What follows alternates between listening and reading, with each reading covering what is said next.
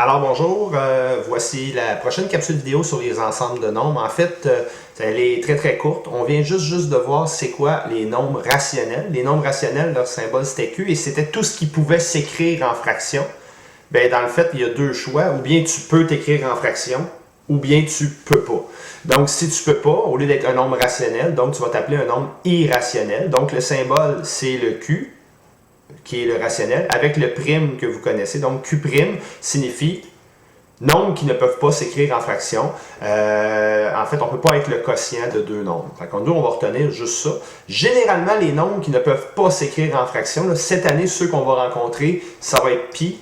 Les racines carrées qui n'arriveront pas juste, quand je dis pas juste, là, par exemple, racine de 9 donne 3, ou même racine de 6,25 donne 2,5. Donc ça, ce sont des racines qui arrivent juste parce que les décimales sur la calculatrice ne partent pas vers l'infini sans jamais se répéter.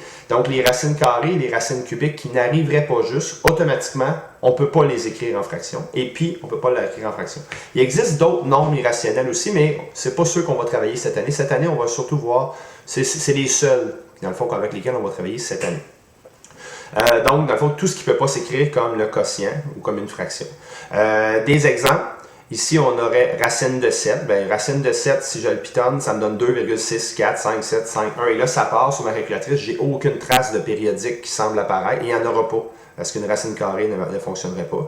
En fait, tous les calculs que je pourrais faire, racine de 8 donne 2,82, donc plein de choses. Mais si je multiplie ça par 2, donc 2 fois racine de 8, automatiquement, quand j'ai des décimales qui ne sont pas périodiques, si ça part vers l'infini, quand même que je doublerais tout ça, ça ne changera absolument rien. Les décimales vont changer, vont être modifiées, mais ils vont être encore infinies, ces décimales-là. Si je divise par 3, si je fais peu importe l'opération que je vais faire avec un nombre périodique, automatiquement, qu'est-ce qui va arriver? Bien, le périodique pas le périodique, mais les décimales infinies vont juste changer, mais ils vont rester infinis quand même. Ce serait la même chose avec pi.